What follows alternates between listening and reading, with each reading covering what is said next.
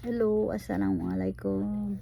Itong aking baby, 1 month pa lang siya. Ayan oh. Na ano siya, si Cookie, ito si Cookie.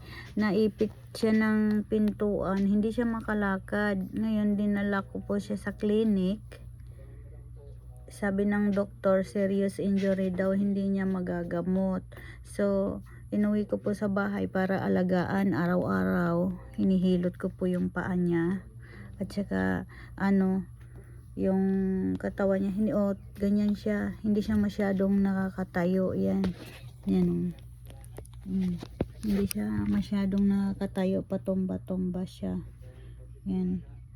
Ngayon, hinilot-hilot ko po siya para gumaling. Alhamdulillah. Nakakalakad na siya kahit papano. Yan po ang aking baby.